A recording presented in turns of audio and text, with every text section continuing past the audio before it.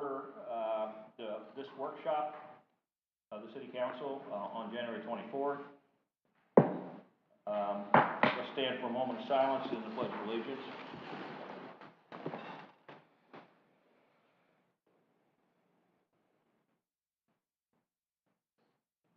Thank you. Pledge allegiance to the flag of the United States of America and to the republic for which it stands, one nation, under God, indivisible, with liberty and justice for all. And we have a roll call, please. Mayor Dodd? Here. Vice Mayor Dixon? Yes. Councilmember Jones? Here. Councilmember Nunn? Here. And Councilmember McPartlin is Here. Okay, thank you. Okay, I'm going to turn this over to our city attorney, and she's going to run through this agenda, give some prepared presentations, and she's going to spend the next hour talking about the topics on the agenda line. Up to an hour. 35 minutes, up to an hour. Well, might want a bathroom break before the next one. Start the clock if you want me to. Not yet. Right. Maybe later. So, good evening, everyone. Hope you're doing well. Nice to see you. The reason that we're here a little bit early tonight is to discuss a few housekeeping matters that I felt might be appropriate to bring forward for you to consider. I've been with the city about 7 months, and I just wanted to get a little bit of direction from you, get your input on some things, have a brief discussion, and then some of you had wanted some direction with respect to training of some of the citizen boards and perhaps a little bit of city council training as well. So that's essentially why we're here tonight. Feel free to interrupt me at any point. This is absolutely a workshop and discussion item. Well, 2 items. The first item will be the discussion items, and the second will be ethics and training and parliamentary procedure to some extent. Any questions? Okay, so we'll dive right in. So the first thing that I noticed when representing the planning board, which I found a little bit awkward and out of order or the norm from my other jurisdictions, was that the alternates were participating. Well, number one, you're required by your code for them to be there. And if you look in your discussion packet, City Code Section 2-173 says that alternate members shall be required to attend all board meetings and be prepared to vote. Now, I take that to mean that they should be there. I do not take that to mean that they should be on the dais participating. I've never seen a jurisdiction where the alternates participated in the discussion and were present on the dais during that. I find it problematic potentially because of quasi-judicial matters should be heard and discussed by those people who have the ability to vote on a matter. And I did look to Robert's Rules for guidance on that, and you'll see that in your packet. It basically says that alternates would not have a right to participate. So that's the first item I would like to discuss. My recommendation is that alternates should be available, but they wouldn't be discussing the matter at hand. Only those who can legally vote on a matter should be discussing it, in my humble opinion. So that being said, looking for direction. Okay, does that require that we modify any of the guide documents for the committees and board members? Well, yes, sir. It would, well, it could take some clarification. I don't know that it would necessarily require any changes. It would just be directional. We could add it if you like, to be clear. A lot of jurisdictions, when I did research on this, do have it in their code. So if you give me direction, I can put it in your code in that section. Okay. Yeah, I'd have a question related to that. So I totally agree that alternates should not be participating and honestly should not be on the dais, or that they should be in the audience. Yes, sir. If they're not an active member for that night. Now, the one question I would ask is, if you're an alternate that is not being called to service that night and you are sitting in the audience, you could still give your opinion and discussion during public input, correct? Yes, you can. So we're not stifling anybody's opinion, No. stopping it. We're just saying you can't do it as a board member. You have to do it as a citizen. Right, as long as they're clear that they are participating as a citizen and they're, resident, or they clarify, my name is, and I reside at, and here's my position. Not, my name is Councilmember Nunn, and I'm on the Natural Resources Board, and this is my opinion because, as an example. Okay, I think that's great and an important note. But yeah, that way we're not stopping anybody's opinion. But Correct. I agree with you from a professional and legal perspective, I think if you're not a active participant, you should be in the audience, if you're an alternate. Agreed. Thank you. Does anyone else have any comments? So, those were basically mine, except for I'd like for us to obviously, move forward with what we're talking about here, because it just makes perfect sense. That a member that is not sitting on the dais, Okay. they cannot participate in the vote, but they should be able to sit out there and come up and speak as a citizen, and not talk about their position on the board when they're speaking on that subject. Okay. Now, we can't make any decisions tonight. We just have to talk about it, right? Well, we can Right. give direction tonight. Direction. We can give You can direction. give Okay. direction, and then I Perfect. can put, I think any clarification that we can put in our Right. code so that we have things very black and white, cut and dry, would be ideal. Well, we have a document for each of the boards that kind of governs what they're chartered to do. Could we not include that in that document, or would it be better to put it as part of an ordinance? I've only been, given the resolutions that have been enacted. I haven't seen per se, a document for each. Jeanette, do you? So I think we put this in the code with Manny, but the code, our vendor has changed hands, and I don't have it codified yet.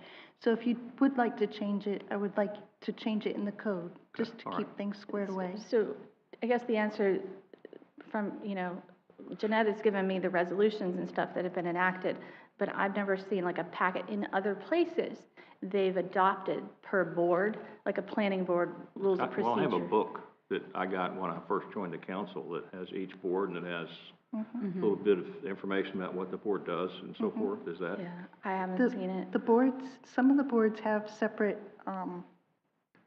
sections of the code, especially planning Right, and there's zoning. sections of the code respecting, but there's not a separate document other Okay, than, all right. unless there's resolutions that have been, adopted that I'm not aware of, which is part of why I'm asking that you codify things like that. Bob, do you have anything you want to input?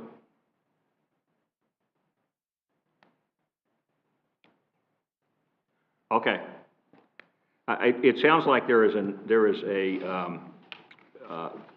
majority of the people that are interested in making this change and to codifying it, so. I do have one other Okay. request. Is it possible that we also are more clear about advisory boards?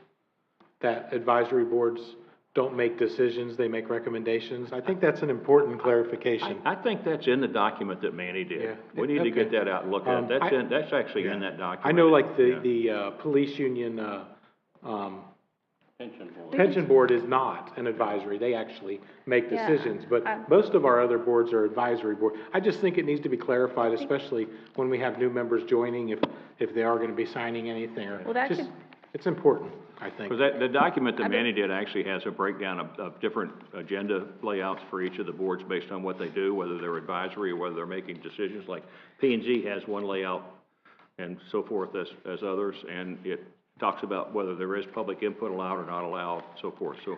Right, That should be the basis or the beginning of this, I think. Right, that is all there, and when we get down to training, we can talk a little bit about that and how, when I talk to the boards individually, that can be one of the items of discussion. Okay. Right, and it would be signed off, a checklist that they have to know that they understand this is your role in this process, as far as the training? If that's what you like, but we can, when we get to number 6. Yeah, it seems to me that document needs to be modified so that it is accurate. The document that was done by our previous attorney that lays out whether there's public input on the boards and so forth, because that was passed by the council. Right. So it needs to be modified, and this item needs to be included as part of that, I think. And then we can rehear it, we can pass it, and we can codify it, So- and we can move forward with I it. can bring it all back to you, when we codify that resolution. We can do the code changes as needed and the codification of the procedural resolution. Right, okay. That sounds good. And that's the place where if it's purely an advisory board, like, I don't know, Natural Resources Board, maybe, I don't know, but they actually take action, they do things, so they're different, but it can lay that out in there too. Okay, so there is a consensus, I believe, that you move forward with number one. Okay, thank you. I'll bring back some proposed language that we can wordsmith. Okay, The next item would be to consider limiting public comment on Zoom participation. I just wanted you to consider, in light of some of the things that have happened during public comment, we know that COVID was sort of the impetus for all of this. And I think if you took a poll, the majority of the jurisdictions have done away with it. I think obviously the council sees there's a validity to it, but what I'd like for you to consider is there may be some valid restrictions. We know that First Amendment speech can be limited to some extent. We do have public comment required by the, Florida law, Florida statutes requires public input. However, it's not unlimited, and it's definitely subject to reasonable content neutral restrictions. So we do have, good mayors who take care of these things when they happen. But what I'd like for you to consider is whether you would like to do some limitations that are reasonable and that would help move things along. Some jurisdictions require pre-registration, some require it, 24 hours, 48 hours. Some require only if you're a party participant. My concern, just like with participating on the dais if you're an alternate, is when you're making a decision on someone's property, having somebody who's not present, you can't verify who they are, the probative weight of their testimony, it comes into question, and I just think that these are important things to talk about, and whether you should continue allowing Zoom participation, particularly with quasi-judicial matters. Okay. In a quasi-judicial environment, the two parties that are involved in that have a right to cross-examine Yes, people sir. who are witnesses, and on Zoom, you're not going to be able to do that. You So can't. I agree 100% with the quasi-judicial. I've thought for a while that maybe we should consider the possibility that if people can't be brought up on the view screen, we don't really want to hear their Zoom comments, because we get the comments from the guy that called in with the profanities and something, Correct. But I do believe that in quasi-judicial matters that two parties, either the city or the applicant, have the right to cross-examine anyone who comes forward with information. So that would be too difficult to do if it's someone on Zoom and they can't even see who they are. Correct. Oh, So- you don't know if they're a real person. We have AI these days. Right. Yeah. So what do you guys think? I agree with I number agree. two. Yeah, You agree? Yes, sir. as it's written. Okay. Bob, do you have any comments? Well, I mean, this is the only board that I'm on that allows Zoom and comments. And that goes throughout the Treasure Coast. So, I mean, if there was an emergency and they had to appear, I don't have a problem. But, it looks good. Now, the question I would have for the council to think about is, do we want to continue to allow Zoom comments on non-public input items? In other words, allow Zoom comments under public input, but not allow Zoom comments under agenda items that we're making decisions on? I kind of feel like, over the past 6 months, let's go there, just use that timeline, we haven't had a huge amount of Zoom comments. Okay. And we've only had one bad situation over all that time, so I think I'm okay Fred with had leaving. 2 in one night. Did Fred have? Yeah, oh, well, that's right, yeah. But overall, I'm okay with leaving it like it is, unless it became an epidemic of those problems, and then we could definitely readdress that, in my opinion. How do you guys feel about that?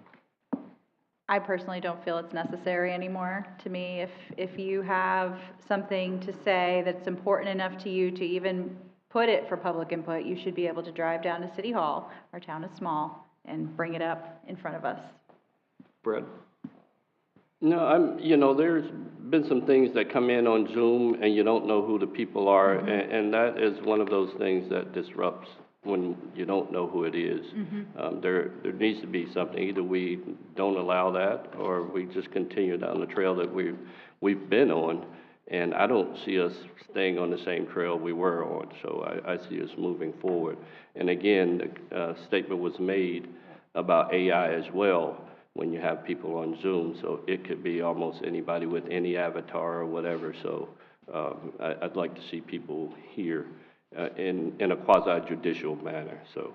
Okay. So, there's 3 people who think we should probably do away with Zoom input. Bob, have you got an opinion? It's kind I mean, I see it both ways.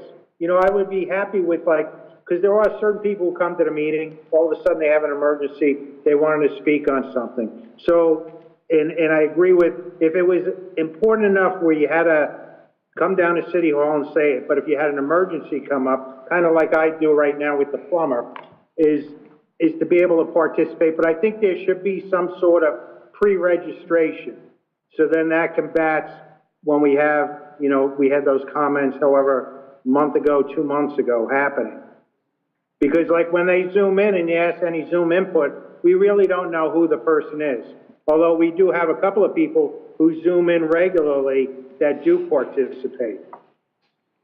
Well, the question is whether we, I mean, we could still allow people to watch the meeting on Zoom or on YouTube, or there's various different mediums in which you can watch the meeting while it takes place. Furthermore, you know, we do also receive plenty of emails and phone calls regarding issues before our council meetings, with the agenda coming out Friday, sometimes Thursday.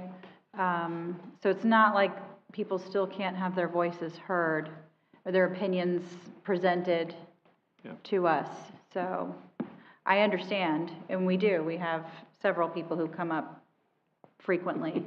And we also have our Snowbird residents who may tune in while they're away, and so, but there is also email. Okay, so what are you hearing us say?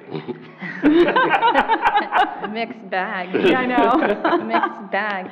I mean, I think you agree that they shouldn't be allowed public comment on quasi judicial via Zoom. Yes. Correct. I think that was a consensus. I mean, As to the other, you're willing to do it if they pre-register? I would like for you to spend some time with the IT staff and talk about how that can be managed. You know, because the pre-registration process has to be something that's done either online where they call in and then You send an IT sends email. them a link or something, Yeah. so. I yeah. would think it would have to be like the 48 hours, like Yeah. you recommended. What about a suggestion that you would be only allowed as an aggrieved party or an applicant? Otherwise, you would send an email or call. Would that be quasi judicial and regular? Because Well, you wouldn't have definitely for agreed. quasi judicial. Right, that's fine for quasi judicial, but that wouldn't apply really to most other public comment sections though. Yeah, I mean, like the vice mayor said, you know, there's multiple avenues of public comment rather than Zoom, and look around the state, pretty much going. Sounds like you have a consensus to, stop Zoom Quasi judicial. for not quasi judicial, but yes, For quasi judicial, altogether. but for all Zoom input. What do you I think? mean, if someone has a major issue with it, I guess they're gonna need to send us an email to let us know, and then we can rediscuss it if we get enough input, I guess. Fred, you got that look on your face? Does. Like I want to say something. No, but no, I don't know I've yet. already said it. I'm still Okay, where I okay. was, so. Okay, I think that's a consensus. okay. Yeah, Mr. Benton has it- something? Mr. It Dodd? sounds like there's a consensus to do that. I'm still mixed in my opinion on the public input section of our agenda about whether we should allow people on Zoom to come in on public input, but, I am as well. yeah, so, but it sounds like if you can come back with something. Mr. Benton, do you have something on that? Yeah, Mr. Mayor, if I may. So one thing that I just want to bring up is I know that we're discussing tonight council, but then also our boards, other boards. You know, one thing that I think we should also consider is possibly, if you're looking at council, also eliminating public input via Zoom for all boards and committees as well. Agreed, Right. agreed. So I agree. at least taking that element, if we don't eliminate all public input at council meetings, maybe we can eliminate it for our boards and committees. Yes. Just to make it easier on those Yeah, volunteer boards. I agree. I don't know of very many cities who have continued to use the electronic media. We never had it in, did we do it in Palm Bay at all with planning board? No. I've only heard of council members doing it, city councils doing it before coming here, and saw a planning board doing it Okay. as well. Yeah. So, yeah, I would anticipate that this would apply across the, the board. Right, yeah, because that was a good idea. I think we should maybe look at bringing something back, because we now have that, there's a procedure for our meetings and for the other board meetings that includes the Zoom. We've got to redo those procedures. They're all done through ordinance, so we have to redo those ordinances also.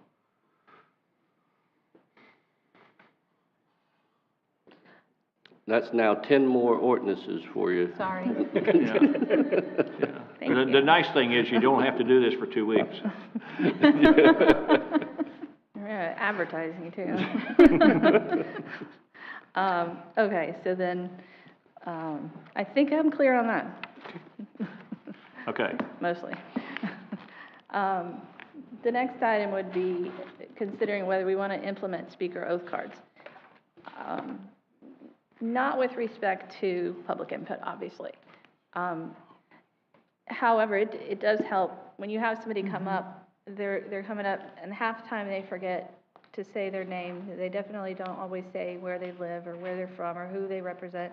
They don't give, it's important that we have that for record keeping, and that's because if something gets appealed, we need to have a good record.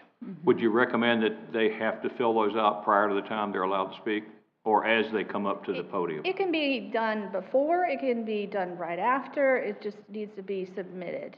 Okay, all right. Sometimes, generally, they'll be at the back of the room as you come in.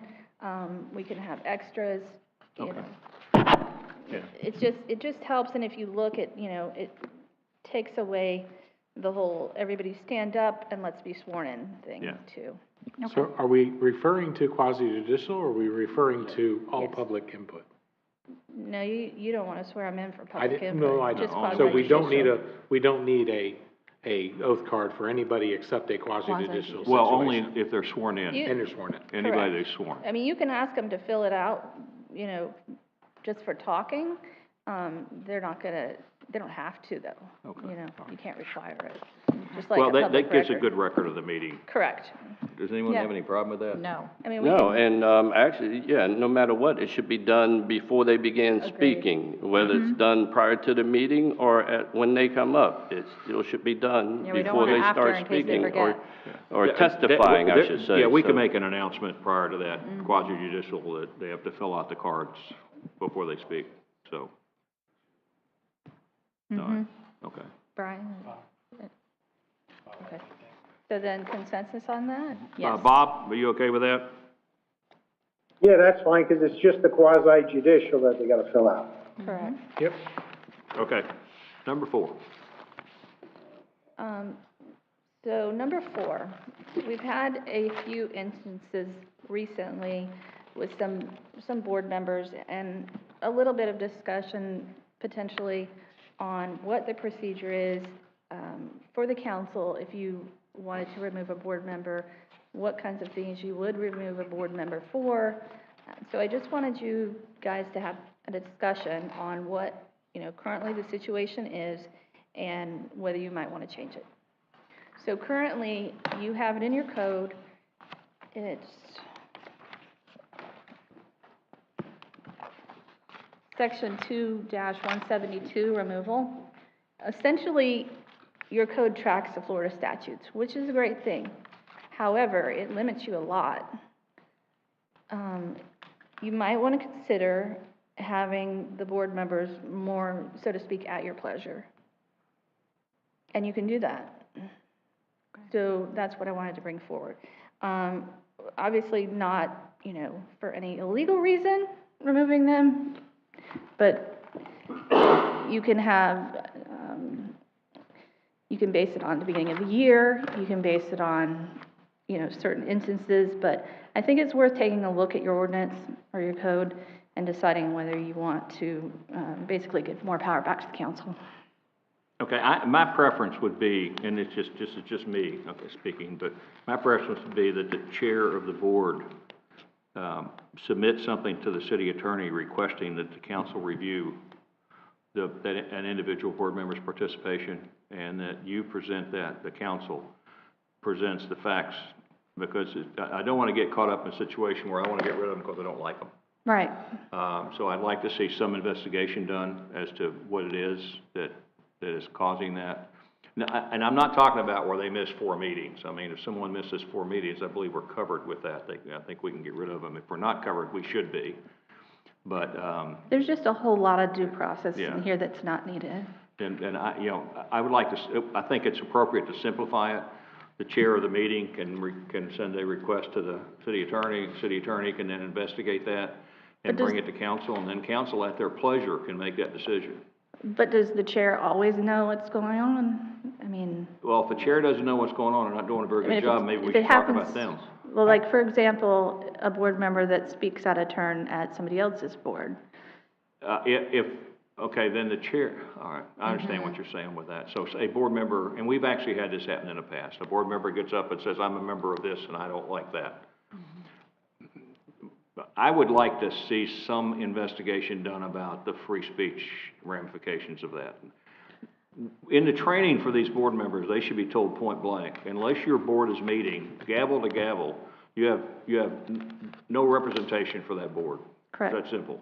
Therefore, for you to go to another board or to the council and say, I'm on this board, Right. and here's the charter for this board, and I think you should do this, that's not part of what you should be doing as a member of a board. But I want to make sure, this is just me personally, I would like to make sure that we're not getting ourselves in a situation where somebody says, well, I don't like that person, I want to get them off the board. And there needs to be some justification for that and some investigation to do that justification. Is there anybody else got any I have comments? something to add. So I'm going to give an example with no names, no specifics, but there was a meeting for another board that met, and one person just happened to be it felt like they forgot their position on the board. What their job was to do was to, look at the legal aspects of things and make evaluations and make a recommendation. And they were very angry, very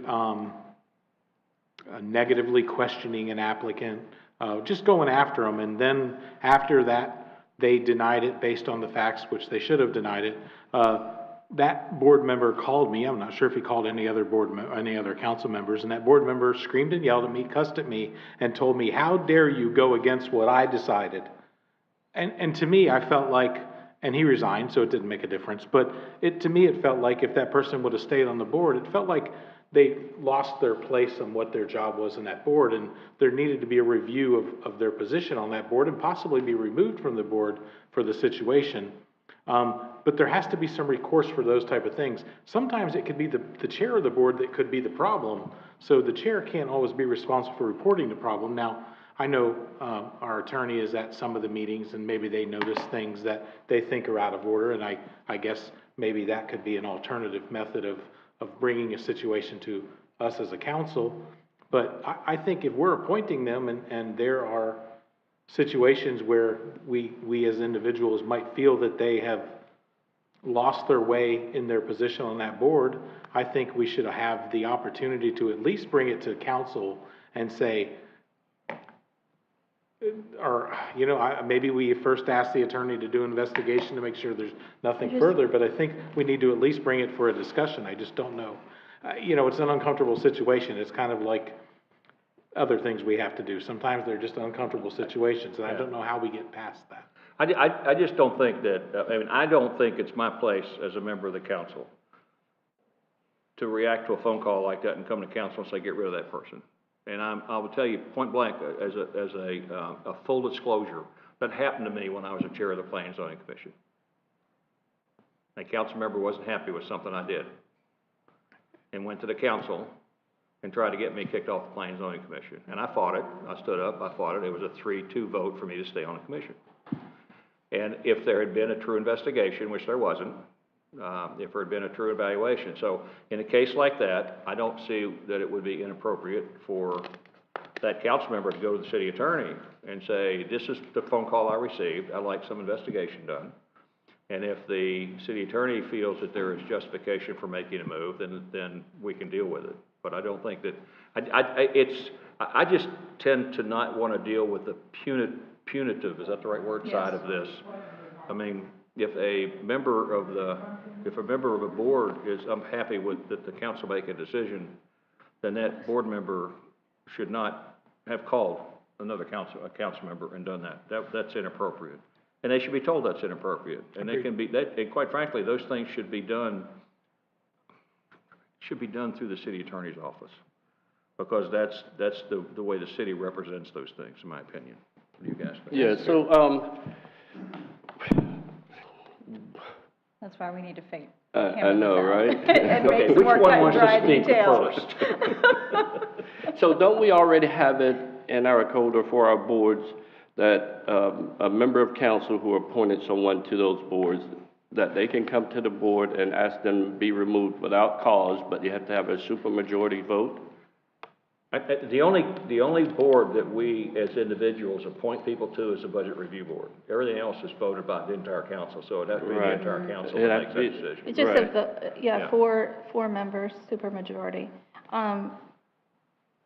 I'm just not used to seeing all of the notice and the appeals and the hearings after the fact before the council. It needs to be simpler, I agree 100%. I mean, in my opinion, it needs to be simpler, but So it even needs. if you just maybe took out, I mean, I could propose some changes to it as is, to just Please. simplify it. Yeah, Yes. I think it's a good idea. yeah, it needs to be simpler, but we need to recognize that personalities sometimes cause these problems. And that Correct. we need to get past trying to punish people for personality conflicts. I'd rather rehabilitate, I mean, we have a hard enough time getting qualified people to be on these boards. Right. I would rather rehabilitate a person on a board who has lost their way than kick them off the board and have everybody else say, oh gosh, they just kick people off when they don't like them. So, So would because we have you- a hard enough time getting members on these boards. would you consider just bringing it forward, eliminating the third paragraph that talks about the hearing before the city council? Well, and modify, I guess I would have to amend the second paragraph a little bit as well. So Yeah. then, but back to the investigation part, that would have to be put in there as well if you're wanting city attorney's office to do investigations of them, and it'd be a lot to that. I mean, basically, it's almost like a conversation for the city attorney, you know, to have a conversation and, you know. Well, Comments? and we agreed that we want to try to have more of these workshops, more like on an annual basis, not as in-depth as this, but more on like policies, procedures on these boards, and do more educating. Right. So hopefully we'll have less of these issues moving forward anyway, but yeah, we need to Correct. just clarify the language a little more simply. Right. So before we move on, I just want to get a little more clarification Sure. about the whole investigation thing. Because we would have to. I think we want to utilize you as conflict resolution, is what it sounds like. I need a raise. Sorry. You just volunteered I need yourself to be a an mediator. assistant city attorney too. I see the attorney as the mediator. If there are two people with personality issues on a board and it's causing the board to not be But able then I'm to their adequately meet representative. their mission, then I see the city attorney as a mediator. And quite frankly, I see the city attorney coming back to the council and saying, we've mediated this, and this individual is not going to be a productive member of that board. I see that. Do you have any other problems with that? Anybody? No, and one of the things we gotta look at too, what if you have a board, that someone's doing something that other members, that really contradicts what all the other board members, and you start having a mass exodus from a board because that, then what do we do as far as going forward with resolving that? I may be naive, but I think it's the chair's responsibility of that board to contact the city attorney or somebody and say, I have a problem. I've got a member who is being totally disruptive and is giving people a hard time, is condescending to other members of the board. I have a problem that has to be dealt with. To me, that's the chair's responsibility. Unless it's the chair that's the problem. Right. Then Well, there if has the to chair be is the some problem, then there alternative. are any member of a board can File should be a able to come in and complaint. say, I have There a you go. problem. And it's the chair that's the problem. I don't have any Right. problem with that. I really don't. And then the city attorney would resolve that conflict. Well, I think, So I'm gonna be their I think if lawyer the- and then if- investigate them and then bring it back to you as your well, lawyer. I mean, I don't like I'm never know gonna any get other any way. work To done me, you don't punish somebody without an investigation. And you don't perform a trial So you without an just investigation. remember And that- quite frankly, that is a trial where the council determines whether they believe an Right. individual should But be removed. you all are the ones who are elected, they're just your appointees, they have no, you know, I'm trying to think of the word, not standing, but like, interest, there's a legitimate government interest. They're not, they have no standing really in that. I mean, they're your appointees. Yeah. You're the elected. I try to play that down because I don't want the people to say, goodness gracious, I'm leaving because you guys don't like us, or you don't trust No, us, or it's you don't. just few and far between, but Brian, you the have squeaky something? wheel is the one that causes the problems, right? Yeah, I mean, I think, you know, when you look at it and you're requiring a supermajority to make this decision, that a lot of times any personality conflicts aren't gonna be with 4 members of council. Yeah. Right. So Right. I think it's a fully vetted and 4 members having, you know, have that opinion. It's based on the facts of what's presented to you. So I think the personality thing doesn't come into effect. I mean, in a nothing's gonna be supermajority brought for to the you most part. before you have background information, not necessarily an investigation, but there's gonna be documentation of what happened, where complaint letter, for example, like we have in the past. Right, and that can be brought to the board, and we make a decision with a supermajority, it's a done deal. They're no longer part of the board if we choose to do so, or they get to remain on. The question is whether you, How about What? you simplify Yes, sir. what we have? Okay. And then bring it back, and we can look at the simplified language, and then we can kind of decide whether there's Sounds good. something we'd like to do with Yeah. that. Great idea. How's that? perfect, Okay. thank you. Thank you. Moving on. Moving on. So the next one would be to consider whether you want to establish some time limits, particularly in quasi. For example, not to call anybody by name, but at a planning board, while I've been here, there have been an occasion where an applicant, and not public comment we know can go on for a very, very long time. And I've had an instance where the applicant probably would have talked the rest of the night, used it as a sales presentation. And that's something you want to limit as well. So it's not unreasonable, and it can be done if you'd like to consider limiting the applicant, staff, to certain time limits in their presentations. And that would be also when we discuss whether we want to limit, a 3-minute versus a 5-minute for public comment, things of that nature. So I provided you with some sample language. I have others if you'd like for me to bring it forward. Yeah. I think that's a great idea I do too. personally. And if someone is giving a presentation that legitimately happens to extend beyond that time period, we still have the ability to extend that time as a council or a quasi-judicial board. So we're not, once again, we're not stifling anybody's or quieting anybody. We're just giving some limits, and then if it does need to be extended, it can be extended on the spot. Makes sense to me. Yeah. I mean, if y'all agree with that. Yes. You have any problem with that? Yeah, absolutely, they're just guidelines, so we can always exceed those guidelines if we choose to do so. So do you like what's in your packet? Yes. Yeah, I like that. Bob, do you have an issue with that? No, I don't necessarily, but the one that said the maximum 3 minutes, I'd like to see 5 minutes. That way 5 minutes is always across the board. Yeah, he's saying, in item E on there, Right. instead of 3 to go to 5. That's fine. Is We that- Right. have that everywhere. And that's one of the people that have taken an oath, so I don't have a problem with that either. Right. That's not the general public, that could be, public comment on that could be 3 minutes if that's someone Yeah, who's taken well, an oath. in a quasi-judicial environment, or most of the stuff that's done by the P and Z and some of the stuff by us, you take an oath or you don't speak, so, Sure. yeah, Yeah. So that's just fine. the 5. yeah. Maybe put 5 minutes in your rewrite on that I did. before you can bring it back. Thank you. Do you agree with that? Yes. Okay. All right. So number 6 is training. So we've talked about it here and there during this. What I'd propose, other places I've done it a variety of ways. You can do it in a group setting with all the boards, have them all there, or you can go individually one-on-one. I can go talk to the chairpersons one-on-one. What I would propose, we're going to do just a brief training tonight after we finish these discussion items. I'm showing you what I would present to them. That would be my suggestion, just to have an item on the next boards. Talk to the chairperson a little bit. I can issue them a memo with, guidelines, and/or just do this training with them. I brought the PowerPoint to you tonight to show you what it's like. Also, some basics on parliamentary procedure and hot topics. So just looking for a brief direction on that. And like we talked about briefly, training for them to know that, basically who you are who you represent, when you don't represent them, what's appropriate in public settings versus when you're up there. Yeah, I like the idea.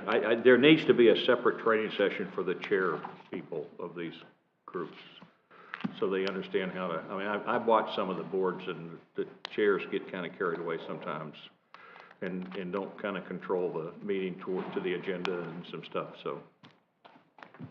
You attend a lot of them, I know you might have some input for that, so. I mean, I really generally only go to planning board unless I'm requested to go to the others, and I haven't been to those yet. I've watched some of those. Not a lot of turnover, I guess, with the chairpersons, so I think probably that's appropriate. Yeah. Mm-hmm. If there was more turnover, it might be problematic, Yeah, okay. but. So you're wanting to give us the training, a training session now that kind of summarizes what you'll be talking to the boards about? Before we get to that, was there any other changes? So we're gonna codify essentially the resolution that was brought forward. Was there any other changes? So we'll just bring those into, I guess, the stuff that we brought forward tonight as appropriate to change the resolution when I codify it. I just didn't know if there was anything else we wanted to change from 5 to 3, or anything else we wanted to change in that before I brought it forward. And do you want to codify all of that? Is there certain things you don't want to codify? Some of the stuff with respect to the agenda, you may not necessarily want to codify. It's simplest to bring it all. Yeah, I don't have any changes that need to be made, that I would like to make to this. Brian does the agenda. I mean, he might feel like there's something that needs to be modified on the agenda side of it, because he, by charter, actually is the person who does the agenda, so. Yeah, I'll work with Jennifer, and we'll look at it, and before it comes back for official codification with you all, we'll address anything that we think needs to be changed. Okay, all right. Okay, great. Any other comments from you guys? Bob, you got any other comments? I think it should be, they should have to go to the Mayor Dodd School of Chairing. That would be my recommendation. Hey, here. Okay, you're smiling, but I couldn't hear what he said, so. I think he's going to make you chairman forever. Oh, okay. All right. Are So- you ready to do a presentation? Sort of. We have about 18 minutes. The training, so I think the guidance for the training, so I brought forward a PowerPoint. You all have a 4-hour requirement for ethics. This definitely is not going to handle that. You're still going to have to do that. I have this PowerPoint for you to read and look over. We can talk about some of it if you have questions. You all know you shouldn't be taking gifts. You shouldn't be doing things outside of the sunshine. I can hit the hot topics, but I think that it's most appropriate for you to look over what I've got. I'm going to present this to all the boards as given your direction. This stuff doesn't change too much. You know, we have Form 6 now, and we're dealing with that. There's really not a whole lot of changes. So we have our public records. You know you have to keep all your records. You can't delete your texts. You can't delete your emails if they're public business. You have to meet in the sunshine. You have to just, don't be taking gifts.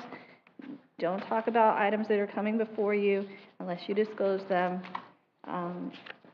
If you see any changes you'd like for me to make to that before I present it to all the boards, please let me know. I think, correct me if I'm wrong, that the main point of this tonight was to talk about more of the parliamentary procedure stuff, because you all know your ethical guidelines, and you're going to have extensive training on that I can't give you tonight. We don't have 4 hours. So what I've given you is some parliamentary procedure basics. So I thought we'd just kind of talk about some of that and some hot topics, if that works for you, because we don't have much time left. Okay. Does that work?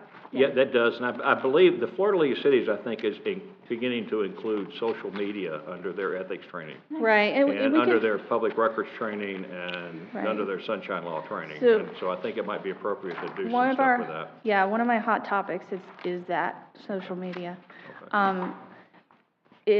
So we know parliament, like you were talking about, being a strong chairperson, staying on topic, following, the agenda and staying to what the criteria is when you're evaluating an item.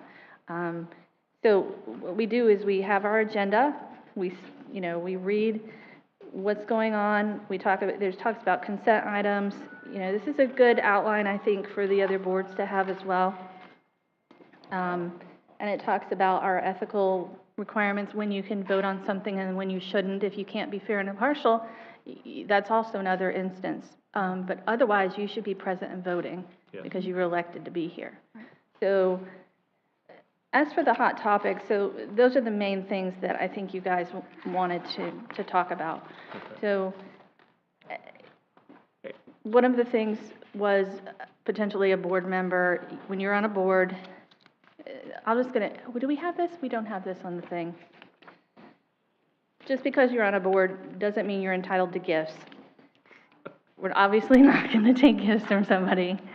Just because you're on a board doesn't mean you could take exaction. Something that might come up at a planning board or a city council meeting is, well, what about land for this?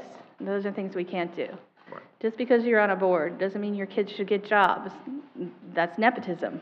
Mm-hmm. We're going to stay away from that. Just because you're on a board doesn't mean you can bully your friends.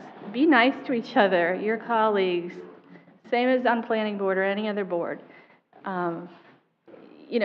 We have parliamentary procedure and those guidelines, Robert's rules, things of that nature, so that we stay on topic and that things happen, that we get public business done, and we stay on track. Just because you're on a board doesn't make you an expert. Unless you have an expert with an AICP or something, a JD behind your name, just because you're on a board doesn't make you an expert in that subject matter. Mm-hmm. So when you go before another board, that doesn't make you an expert. Just because you're on a board doesn't mean you can have secret meetings with your friends. We have to do those in the sunshine. It means you shouldn't have secret. Exactly. Just because you're on a board doesn't mean you can hide your business. If it's public business, it's public. You can't delete it. And once you make your Facebook page public, it's public business. If you're just talking about public business, it becomes public record, and Jeanette gets a copy of it. Yeah, and if you post something on Facebook, you should make sure she gets a copy of it. That's what I'm saying. Yes. Just because, it if you use your personal email, make sure she gets a copy of it. Exactly. So all of those things, they have to be in the sunshine. Yeah. So those are the main things I wanted to hit under hot topics, and we've just about exhausted our time. So at this point, anything else for me? Well, the only thing I can think of is that whether you do this training as a whole group or whether you do it individual boards, I think Brian and you need to get together and talk about the mechanics of, because we did this one time, I don't know how many years ago, but we did it several years ago. I think Bob was on the council then, he might remember, where all of the members of all of the boards were brought in here, and it was a training session. I don't know about the mechanics of doing that. That might be more difficult than we want to try to hassle right now, Yeah. but. I've done that. I've found that generally they tune out more, and they're less likely to ask questions in a big group setting than one-on-one. That's my opinion. So maybe the thing to do is to actually have for each board, before one of their meetings, have a workshop and do the same thing you're doing here. That would be my suggestion. Okay, all right. Do you guys like that idea? Yes. Okay, All right, thank you. thank you. Thank you. And ladies and gentlemen, we are in recess until 6 o'clock. I'm adjourning the workshop.